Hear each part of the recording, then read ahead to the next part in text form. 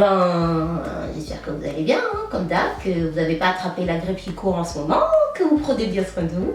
Moi, je vais bien, tout va bien, on est là. Et on est en mars. Welcome to ce Happy Mars. Bon, en espérant qu'on n'ait pas trop de pluie. On est déjà en mars, les Julie, ça passe très vite. Voilà, il n'y a que ça à dire. De toute façon, on peut dire que ça, tout le monde le dit, le temps passe vite, bon, c'est un fait. Mais en tout cas, on est déjà en mars, le carnaval est passé. Enfin, passé, ça dépend du pays où on se trouve. À Rio, c'est encore en plein. On se rappelle, l'année dernière, à la même date, j'étais là-bas. Il y a Coco, pour l'instant, elle est là-bas, la pauvre. Enfin, la pauvre. Elle est bien, hein, elle est au soleil et tout. Et voilà, donc tout ce qui est la Guadeloupe, les Caraïbes, les Antilles, les Dômes, le carnaval est sur le point de se terminer, puisque normalement on est rentré dans une période après carnaval. Enfin bref, ça n'empêche qu'on est quand même en mars, tout ce blabla pour dire qu'on est en mars. Et voilà, et comme d'habitude, voici la vidéo du programme, de ce qui va se passer sur la chaîne au mois de mars. Alors oui, alors chaque fois je vous fais la petite vidéo qui va bien. En fait, c'est surtout pour parler avec vous hein, et un peu pour vous dire, pour vous situer, parce que j'essaye en fait de vous mettre des espèces de thèmes pour qu'on puisse évoluer ensemble dans les cours de maquillage, dans les cours, hein, cours de maquillage que je vous fais et aussi pour qu'il y ait un fil conducteur en fait, tout simplement comme dans un magazine, vous avez un thème dans chaque magazine. Et en gros ce mois-ci, je vais essayer de vous parler, non pas de teint parce qu'on l'a déjà fait, mais plus précisément de fond de teint. Donc bien évidemment, comme vous avez vu, je vous ai posté sur Instagram mon nouveau fond de teint Nars qui est arrivé à la maison hier. Je vais vous faire la petite revue, ça va être ma première revue vraiment précise sur un produit. D'habitude je vous fais les chouchous de la semaine, mais là en gros ça va être vraiment la même chose en fait. Sauf que ça sera pas la chouchou de la semaine, ça sera une revue puisqu'on va le découvrir ensemble. Voilà. Et puis pareil, je vais vous faire un make-up focus sur les différentes textures de fond de teint. Pas texture dans le sens comment la matière est faite, hein, même si ça sera dans la vidéo, mais surtout les différents finis. Puisqu'il n'y a pas que mat et brillant, et qui entre les deux il y a un chemin et ça peut aider certaines à choper leur fond de teint. Voilà. Vous avez pu voir qu'on a mis les vlogs de Los Angeles. Oui, alors on a mis du temps, on sait, hein, parce que bon, il y avait du travail, du retard à rattraper. J'ai eu des petits commentaires donc, du style « Ah mais non, mais franchement, tu pourrais le mettre, hein, si je le mets pas, c'est pas que je veux pas, hein. Si je le fais pas, c'est que j'ai soit pas le temps, et quand je dis je vous ai pas le temps, c'est que entre les commandes, entre tout ce que j'ai à faire, parce que aussi vous savez j'ai une vie, enfin on a tous une vie, hein, on fait tous des choses, hein. Donc oui, donc franchement, si ça ne tenait qu'à moi, je vous ferais des vidéos toute la journée, en long, en large, en travers, des super montages. Mais si je le fais pas, c'est pas que je veux pas, c'est vraiment que... Donc les petits commentaires comme ça, c'est gentil. En plus c'est marrant parce que c'est toujours celles à qui je ne peux pas répondre, dans le sens où il n'y a pas la case répondre, qui mettent des choses comme ça. Enfin bref, ça c'est pas grave. Donc tout ça pour vous dire que donc on a enfin mis les vlogs et franchement j'ai regardé le vlog de Sana. Parce que le mien, je l'ai édité, donc j'ai rigolé en même temps pendant que je l'éditais. Mais le vlog de Sana, j'étais pas là. Et le premier épisode, j'étais avec elle là-bas, j'étais avec elle dans la voiture, mais en regardant le premier épisode, j'étais morte de rire, morte de rire. J'ai revécu le truc du style, voilà, c'est bon, on est prête, on y va, et au moment où on y va, et il est où le frein à main? Franchement, c'était en fait, parce que avant de partir, on s'était préparé à avoir la voiture automatique. Ma mère a une automatique, donc justement, la semaine avant, j'ai roulé avec, histoire de bien le faire, qu'il n'y ait pas de problème, et que j'aurais juste à m'adapter à la grosse voiture, enfin, à la grande voiture, et à la route. Je dis la grosse voiture avec un bémol parce que je savais pas quelle heure elle était, c'est grosse. Et arrivé là-bas, finalement, c'est pas la même automatique que l'automatique que j'avais conduite. Donc voilà. Enfin, je vous laisse regarder. Vous avez pu voir que j'ai mis aussi mes épisodes. Vous allez avoir le reste des épisodes. Pendant le mois de mars, je vais aussi vous mettre le vlog du tournage que j'ai fait pour les galères de pâtes. Donc un peu les coulisses, le backstage, le making of comment ça se passe, comment on tourne entre guillemets un vrai film. Un vrai film, une vraie série, vous présentez l'équipe et tout ça. Et d'ici là, j'espère que Pat, je pense que Pat aura déjà mis les premiers épisodes pour arrêter de vous faire languir. Même nous, on a hâte de voir, puisque bon, on a vu le revers, mais voilà, ce garçon est fou. Ce garçon est fou, et je vous laisse aller voir ce qu'il fait si vous ne le connaissez pas. Voilà. Donc voilà, en gros, je ne vais pas plus vous teaser sur les vidéos à venir, comme ça, si jamais j'ai pas le temps de les faire, vous n'allez pas dire « Ah mais Julie, ta j'avais dit que j'essaye de faire un max pour vous mettre tout ce qu'on a dit, tout ce dont j'ai envie de vous parler, parce que j'ai plein de choses, je me dis ah ça serait chouette et tout qu'on partage là-dessus, etc. Mais voilà, bon, j'essaye de faire de mon mieux. Mais sinon dans cette vidéo pour une fois je voulais parler un petit peu, papoter avec vous, hein, c'est la bonne excuse, et vous parler de deux choses. La première chose, c'est sur Instagram, j'ai essayé de vous faire découvrir Like to Know It et personne n'a rien compris. Enfin, celles qui ne l'ont pas n'ont rien compris du tout. J'ai essayé d'expliquer en écrivant, mais c'est compliqué, donc je vous l'explique en vidéo. Like to Know It, qu'est-ce que c'est? Like to Know It, c'est une application ou un site qui en fait, comme par exemple, vous savez, quand vous regardez sur internet ou sur Instagram, les filles, quand elles sont habillées ou quand ils montrent les photos de bougies, elles mettent pas toujours la référence où elles l'ont acheté, etc. Et après, on écrit et elles répondent forcément jamais, des fois. Hein. À bon entendeur, salut. Et en fait, Like to Know It, quand vous voyez le hashtag Like to Know It sous une photo, c'est-à-dire que quand vous allez sur Instagram, ça marche par Instagram, hein. Si vous êtes sur Instagram, vous voyez Like to Know It sous la photo, et bien en fait vous pouvez liker la photo et par email, dans votre email, vous allez tout simplement recevoir le détail de ce qu'il y aura sur cette photo. Imaginons que c'est la photo d'un salon et qu'il y a écrit Like to Know It en dessous, et bien en cliquant dessus, vous aurez ce que la personne aura décidé de vous marquer, l'ensemble des éléments avec les boutiques, parfois même les liens, etc. Et pour moi je trouve que c'est assez sympa puisque du coup, quand tu cherches un pantalon et que tu vois et que tu sais pas d'où ça vient et que la fille elle te répond jamais, au moins avec ça t'aide. Mais comment ça marche? En gros, il faut tout simplement aller sur le site, je crois que c'est Like to Know It, enfin je vais vous l'écrire en bas. Vous vous inscrivez, quand tu t'inscris, c'est-à-dire tu mets ton nom, ton prénom, ton adresse mail. Il n'y a rien à payer, c'est comme quand tu t'inscris pour commander sur un site, en fin de compte, hein, c'est pareil. Et tout simplement, ça sera rattaché. Et à chaque fois que tu vois Like to Know It, tu cliques, tu double-cliques, tu tapotes là sur Instagram et ça va t'envoyer par email. Ce qui est sympa aussi, c'est du coup, vous pouvez taper directement le hashtag Like to Know It sur Instagram. Comme ça, vous verrez toutes les filles à travers le monde, filles et garçons et tout ce que vous voulez, qui à travers le monde utilisent ça. Et c'est assez sympa parce que du coup j'ai pu choper plein de choses intéressantes parce qu'on les voit porter, etc. Et enfin on a l'adresse, surtout on ne reste pas à chercher Milan. Parce que c'est bien beau quand je vous dis Asos, si je vous dis oui j'ai eu sur Asos, des fois tu peux passer 18 jours à chercher le truc sur Asos parce que voilà, bon, voilà. Ça c'était ça. Et deuxième petite chose que je vais profiter de glisser dans cette vidéo, c'est une question que vous me posez de plus en plus ces derniers temps, que vous m'avez toujours posée. C'est à propos de mon parcours. Alors j'en ai parlé dans ma vidéo du vlog Arcachon. Vous pouvez la retrouver dans la liste des vidéos tout simplement.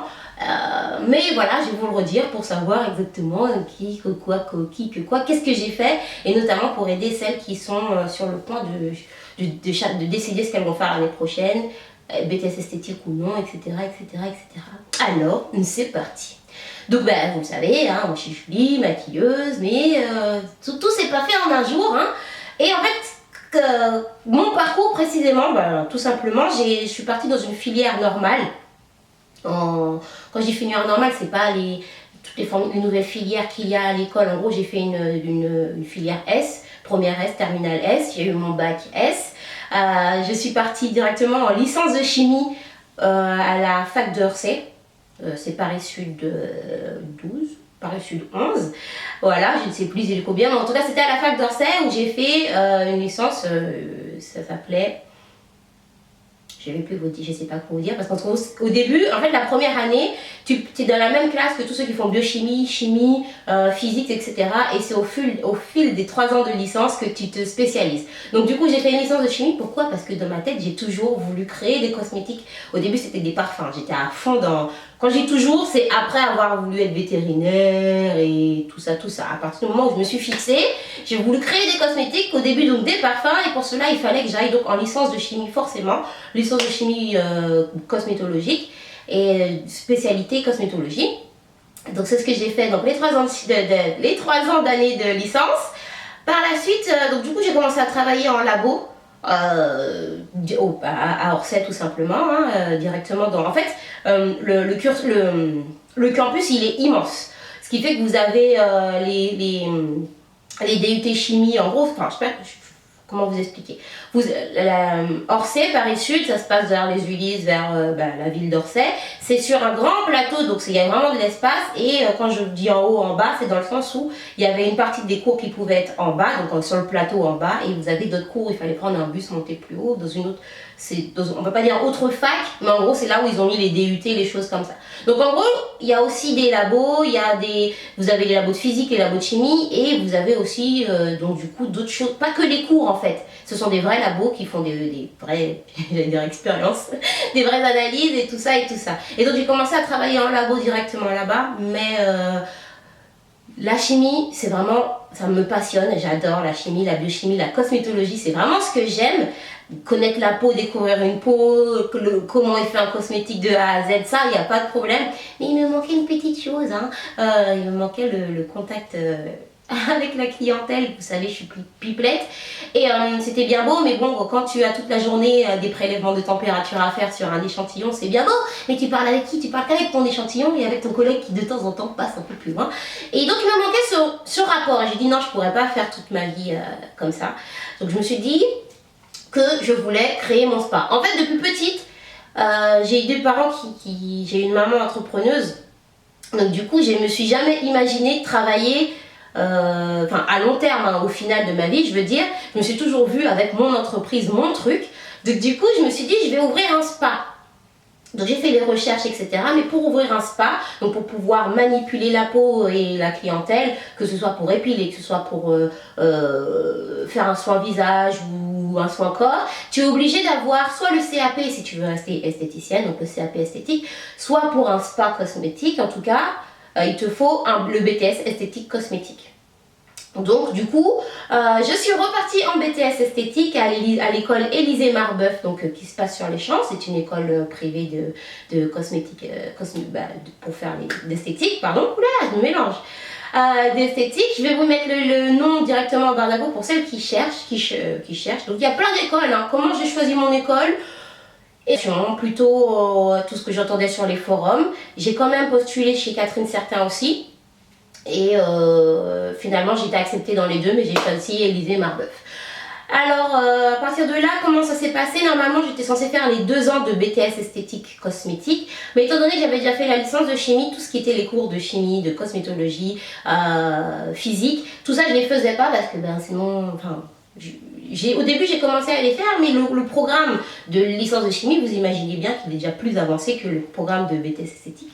Donc du coup, tous ces cours là j'avais pas à les faire, et j'avais donc entre guillemets du temps libre parmi le cours parce que j'étais en filière initiale, j'ai pas fait en alternance, j'ai fait filière initiale.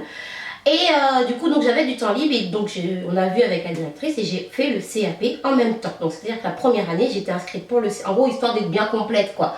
Que tu as tous tes diplômes, on te demande quelque chose, mais oui, il n'y a aucun problème. Normalement, hein, tu fais ton CAP, ensuite tu fais ton BTS esthétique cosmétique. Si tu as déjà fait un cursus avant, tu vas directement en BTS esthétique. Ça va? Donc voilà, et à partir de là, j'ai combiné le CAP et l'esthétique. Quand j'ai fini et j'avais encore du temps, donc j'ai commencé les cours de maquillage. En plus des cours de maquillage qu'il y avait dans le BTS esthétique. Qu'est-ce que j'ai fait pour les stages? Là où c'était intéressant, c'est que normalement tu as 5 semaines de stage par année. Donc en gros ça fait 10 semaines de stage sur les 2 ans. Et normalement tu cherches où tu fais tes stages, et à chaque fois tu pars 1 semaine en stage. Et moi j'ai cumulé tous mes stages. J'ai pas fait de stage pendant l'année, mais je les ai tous cumulés donc pour avoir 5 semaines d'un coup. Et j'ai eu la possibilité donc de faire un stage dans le spa en Guadeloupe, donc le spa de la Toubana, de l'hôtel La Toubana, je vous en ai déjà parlé. Et donc comme ça m'a fait un stage plus long, plus complet, parce que généralement si par exemple tu fais un stage, aujourd'hui tu fais un stage chez Body Minute par exemple, tu vas pas si ton deuxième stage n'est pas au même endroit, au niveau de ce que tu apprends, tu vas pas forcément tout voir. C'est-à-dire que pendant la semaine où tu es là, tu n'es pas obligé de faire d'épilation aisselle, comme après l'épilation maillot, si la gérante te fait confiance, parce que bon, c'est quand même sa clientèle qui est derrière, et quand tu es en cours, en esthétique, on n'a pas vu l'épilation complète, par exemple. Donc après, ça c'est de l'entraînement, c'est beaucoup d'entraînement. Les cursus BTS esthétique, c'est beaucoup de... On t'apprend les bases, donc pour tout ce qui est manip, donc épiler, sourcils, tu t'entraînes avec ton binôme, on était souvent par deux, donc j'étais avec ma binôme, donc elle faisait sur moi, je faisais sur elle. Comme les soins visage, hein, pareil, je faisais les soins visage sur elle, sur moi, donc tu vois tous les soins visage. Donc en gros, l'année de BTS, enfin les 2 années de BTS, t'es pas belle. T'es pas belle puisque par exemple, t'as la peau grasse, tu vas faire et le soin peau sèche et le soin peau mature, et tu vas tout faire en fait sur toi et sur l'autre, donc faut pas vous inquiéter. Bon ouais, je reviens sur le truc en lui-même après, voilà. Et par la suite de ça, entre temps, pour pouvoir payer les cours, parce que l'année d'esthétique coûte 5200 €. À la fac, tu peux avoir la chance de rentrer, tu payes les frais d'inscription de la fac qui sont pas si onéreux, et si tu as de la chance, tu peux avoir une bourse. J'ai bien dit si tu as de la chance. Une bourse par le Crous, mais la fac, c'est pas ce qui coûte le pain. La fac, les cours à la fac, c'est pas ce qui coûte le plus cher. Après, si tu es en CTU, c'était mon cas, c'est encore autre chose. Faut que tu payes ta CTU, que tu te nourrisses. Moi, ma mère était aux Antilles, enfin mes parents étaient aux Antilles. Du coup, j'étais livrée à moi-même après le bac. Donc du coup, j'avais ma petite chambre d'étudiante et bon, tu t'apprends tout quoi. Tu apprends et à gérer ton petit chez toi, même s'il faisait 9 mètres carrés. Voilà, en gros, c'était une petite chambre, hein, tu faisais ça, tu touchais les murs. Et mais du coup, au début, la première année, donc même si tu es à la bourse, et comme moi, si tu fumes tout d'un coup, mais qui était déjà pas bien grosse, hein, bah, tu te retrouves comme les étudiants. C'est là qu'on te dit la vie d'étudiant. Et donc, entre-temps, j'ai cherché un travail. La première année, la première année de licence, j'ai travaillé sur un marché.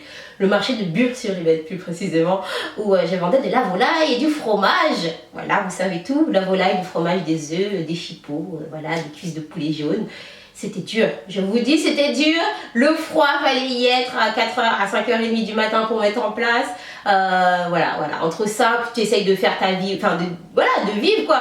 Donc, tu vas en soirée, puis tu sors de la soirée, il faut que tu ailles travailler, tu travailles, t'es comme ça. Les gens ils disent une cuisse de poulet jaune, tu regardes les poulets, t'es fatigué, t'as les mains qui saignent, parce qu'il fait froid, donc en plus t'es dans l'eau du poulet, des chipots, tout ça, du fromage, bon voilà. Voilà, c'était la deuxième année, j'ai dit no way, c'est pas possible. Je pourrais pas rester à travailler dehors, donc je suis allée travailler chez McDonald's. Ouais. Donc la deuxième année de licence, j'ai travaillé chez McDo. Et j'ai continué comme ça 3 ans chez McDo jusqu'à ce que je finisse la licence. Et du coup, quand je suis allée en BTS, donc sur les champs, j'ai quitté le 91, je suis remontée plus près de Paris. Et là, j'ai travaillé en même temps que je faisais mes cours, le soir et le matin, je travaillais chez Auchan. Voilà, Auchan La Défense, pour si vous voulez tout savoir. Et je suis restée chez Auchan un bon petit moment, jusqu'à ce que, donc, je reviens sur le spa. Donc, entre la première et la deuxième année, j'ai fait mon stage au spa en Guadeloupe. Ça m'a permis d'aller voir mes parents. Je suis revenue deuxième année de BTS, machin, tout se passe bien. J'obtiens mon BTS. Ouah, ma mère elle dit t'as d'intérêt, ouais. Parce que l'école elle coûtait pas 2 €, hein, et le crédit étudiant je le paye toujours, voilà, vous savez tout. Après ça, donc du coup, je suis retournée, quand j'ai fini le BTS, je suis retournée travailler au spa en Guadeloupe. Et entre temps, j'ai postulé un peu partout. Et le temps que je travaille, j'ai fait le premier mois de juillet. Donc dans mon spa, cette fois-ci, je travaillais là-bas. Et donc c'était pour un mois, donc encore une fois, pour combiner les vacances. Combiner le fait de pouvoir aller voir mes parents et tout ça. Et je suis revenue et finalement, MAC Cosmétiques m'a appelé. M'a dit, est-ce que tu veux faire passer l'entretien? Donc j'ai passé l'entretien chez MAC Cosmétiques. Je vous parlerai dans une autre vidéo de comment j'ai postulé chez MAC, etc. etc. Même si dans la vidéo du vlog d'Arcachon, je vous en parle déjà, je vous raconte le premier jour, etc. Et voilà, donc fini au champ, tout ça, et commence la vraie vie active chez MAC. Non, que je ne dise pas de bêtises, j'ai quand même avant ça, donc pendant l'année deuxième année de BTS, j'ai travaillé chez Kiehl's au printemps. Donc voilà, j'ai fait mon stage chez Kiehl's, c'était génial. Donc voilà, donc en gros ça fait ça. J'ai travaillé chez Kiehl's et ensuite voilà, chez MAC Cosmétiques. Et super aventure, mais je vous en parlerai dans une autre vidéo. Et puis finalement l'aventure MAC s'est poursuivie jusqu'à ce que... Tadam! Parce qu'en fait, pendant tout ça, mon projet que j'avais en tête, même si j'ai travaillé dans un spa, etc., j'avais toujours en tête mon projet personnel qui était de créer ma marque cosmétique. Et du coup, que ce soit avec les contacts que j'ai eu dans mon labo quand je travaillais à la fac d'Orsay, que ce soit les contacts que j'ai fait tout le long, parce que entre temps, ok, j'ai travaillé, quand je vous dis travailler, genre en gros j'étais sous contrat chez Auchan, chez McDo, etc. Mais en dehors de ça, j'allais faire des prestations de maquillage pour des clips, pour des défilés, des choses comme ça. Et dans tous les contacts que je fais, ont fait que finalement j'ai pu avoir suffisamment de relations suffisamment de conseils, d'aide et d'être suffisamment bien orientée pour pouvoir créer ma marque de cosmétiques. Donc alors, comment ça s'est fait? Ça, pareil, je vous en parlerai dans la vidéo dédiée à la marque cosmétique. Mais en gros, voilà, ça c'est pas hier j'ai décidé et aujourd'hui c'est sorti. Non, c'est vraiment, j'y travaille. C'est vraiment le projet de ma vie, le projet que je veux faire depuis petite. Depuis, voilà, après d'avoir voulu être vétérinaire, que je me renseigne depuis comment faire, etc., quels sont les labos, comment tu fais, voilà, pour travailler sur une formulation, parce que j'aime bien quand je fais quelque chose pouvoir en parler de A à Z et savoir ce que je fais de A à Z. Donc c'est bien beau parce que tu peux créer une marque, bien sûr, sans avoir forcément à faire de licence de chimie, mais tu connaîtras pas ton produit pareil, tu connaîtras pas les choses pareilles. Moi, je voulais pouvoir dominer le truc sous tous les domaines. Et à l'époque, quand j'avais dit à ma mère, maman, je veux créer des cosmétiques et tout, il n'y avait pas autant de gamme, par exemple pour peau noire, que maintenant. Et j'avais dit, maman, je vais faire un truc trop bien, etc., etc., etc., etc. Et donc, pour faire un truc trop bien, il faut que tu connaisses le sujet trop bien. Donc, c'est pour ça, donc, le pourquoi du comment. Et malgré ça, hein, même maintenant, il faut toujours s'actualiser, toujours chercher. Il y a des nouvelles molécules à apprendre, à connaître. Dans les nouveaux fonds de teint, vous avez des nouveaux polymères, des nouvelles choses qu'il faut savoir gérer. Donc, c'est bien beau de te dire, ah, le nouveau fond de teint, il est beau, il est bien. Mais moi, j'aime pouvoir te dire, voilà, il est beau, il est bien, il marche comme ci, parce que, voilà, dedans, il y a ci, il y a ça. Mais ça, c'est ce que j'aime moi. Donc après, voilà. Et donc, finalement, Julissous a vu le jour. Bah, maintenant, ça va faire 1 an et demi. Et je suis plus qu'heureuse. Et voilà. Donc, voilà.